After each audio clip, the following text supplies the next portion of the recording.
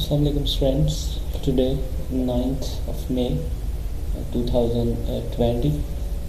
So friends, आज का जो हमारा टॉपिक है वो बहुत ही इम्पोर्टेंट है.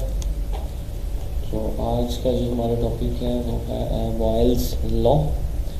तो आज चलिए स्टडी करते हैं हमारा आज का जो टॉपिक है. सबसे पहले इसका जो है वो थोड़ा सा इंट्रोडक्शन बॉयल्स लॉ का. In 1662, Robert Boyle studied the relationship between the volume and pressure of a gas at constant temperature. Students, Robert Boyle एक साइंटिस्ट का नाम था, ठीक है.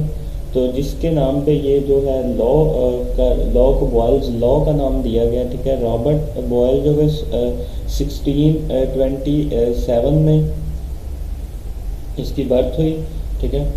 और ये एक नेचुरल फिलोसफर भी इसको कहा जाता है और एक्सपर्ट केमिस्ट फिजिशिस्ट, ठीक है.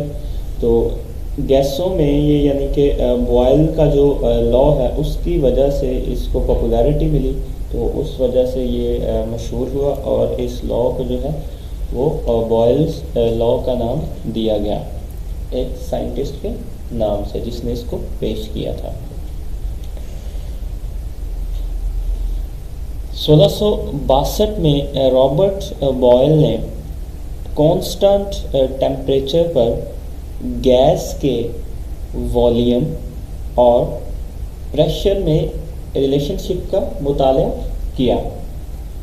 ही observe that volume of a given mass of a gas is inversely proportional to its pressure provided the temperature remains constant. So इसका मतलब है कि उसने ये ऑब्जर्व किया कि अगर टेम्परेचर को कांस्टेंट रखा जाए तो गैस के दिए हुए मास का जो वॉल्यूम है उसके प्रेशर के इन्वर्सली प्रोपोर्शनल होता है, ठीक है. I repeat.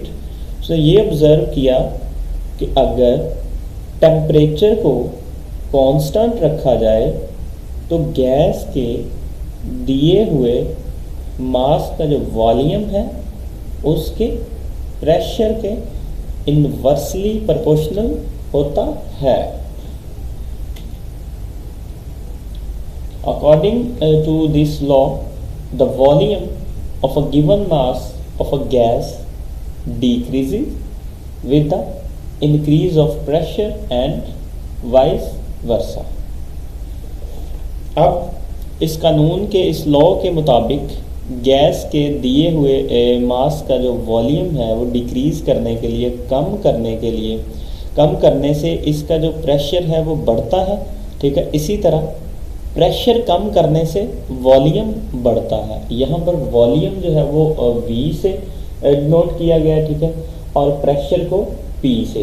तो ये जो है आपने याद रखने, वॉल्यूम को V से और प्रेशर को P से. Mathematically it can be written as, यानी कि मैथमेटिकल फॉर्म में हम इसको ऐसे लिख सकते हैं जैसे आप लोगों के सामने वॉल्यूम इन्वर्स का साइन 1/, प्रेशर, या फिर उसको इस तरीके से भी लिख सकते हैं V प्रोपोर्शनल टू 1/P, यानी कि प्रेशर इसको हमने डिनोट किया P से, ये ऊपर आपको मैंने अभी बताया, ठीक है. तो दोनों तरीक़ों से इसको हम लिख सकते हैं. या फिर और सिंप्लीफाई इसको करेंगे V is equal to K/P, और या Vp is equal to K constant, ठीक है. अब K क्या है यहाँ पर जी? वे K is proportionality constant. K जो है यहाँ पर प्रोपोर्शनल कांस्टेंट का साइन है. The value of K is same for the same amount of a given gas. अब यहाँ पर K की जो वैल्यू है वो गैस की एक ही क्वांटिटी के लिए एक ही होगी, यानी कि गैस की एक क्वांटिटी के लिए एक ही होगी. Therefore, Boyle's law can be stated as the product of pressure and volume of a fixed mass of a gas is constant at a constant temperature. इसका मतलब है, इसलिए जो बॉयल लॉ को इस तरह भी एक्सप्लेन किया जा सकता है, बयान किया जा सकता है। यहाँ पर ये इसकी डेफिनेशन भी है, Boyle's law can be stated as, ठीक है, ये इसकी एक डेफिनेशन भी है। कांस्टेंट टेम्परेचर पर किसी गैस के मुकर्ररा मास का जो प्रेशर है और वॉल्यूम का जो हासिल ज़र्ब जो है वो हमेशा कांस्टेंट होता है। Boyle's law can be stated as the product of pressure and volume of a fixed mass of a gas is constant at constant temperature। तो इसी तरह if अगर कंडीशन आ गई ना, if P1 V1 is equal to K, P1 यहाँ पर आप initial pressure लेंगे, V1 इनिशियल वॉल्यूम लेंगे, अगर वो K के बराबर है, ठीक है, अगर P1 V1 K के बराबर है, देन फिर P2 V2 किसके बराबर होगा, वो भी K के बराबर होगा, क्योंकि ऊपर हम पढ़ चुके हैं the value of K is same for the same amount of a given gas. ठीक है, तो ये बात आपने माइंड में ज़रूर रखनी है, ये बहुत इंपॉर्टेंट बात है इसमें। The value of K is same for the same amount of a given gas. If P1 V1 is equal to K, अगर इनिशियल प्रेशर और इनिशियल वॉल्यूम, ठीक है, K के इक्वल, देन फिर T2 V2 को हम फाइनल प्रेशर और final volume consider करेंगे। ठीक है, so final pressure and final volume is equal to K, ये भी फिर K के इक्वल होगा, where P1 is equal to initial pressure, ये ऑलरेडी मैं आप लोगों को बात बता चुका हूँ। P1 क्या है, इनिशियल प्रेशर, V1 क्या है, initial volume.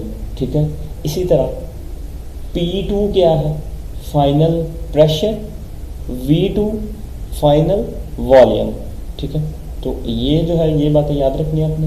As both equations have same constant, therefore their variables are also equal to each other। अब जब के दोनों इक्वेशंस के जो कांस्टेंट हैं वो एक जैसे हों, यानी कि सेम हों, तो उनके जो वेरिएबल्स हैं वो क्या होंगे, वो भी एक दूसरे के बराबर होंगे। जब कांस्टेंट सेम होंगे तो वेरिएबल्स भी एक दूसरे के क्या होंगे, वो भी बराबर होंगे।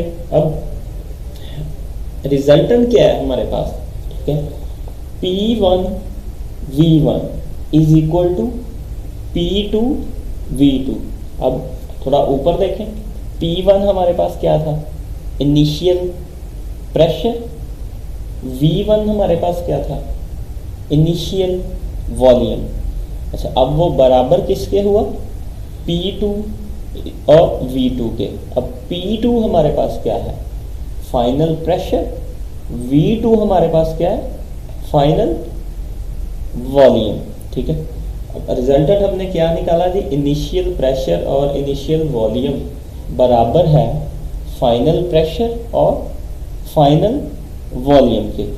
So this equation establishes the relationship between pressure and volume of the gas। ये जो इक्वेशन है ये गैस के प्रेशर और वॉल्यूम के दरमियान ताल्लुक़ को, यानी कि उनका जो रिलेशनशिप है उनके दरमियान रिलेशनशिप को शो करती है, जाहिर करती है। ठीक है, तो स्टूडेंट्स ये जो था आपका आज का टॉपिक बॉयल्स लॉ था।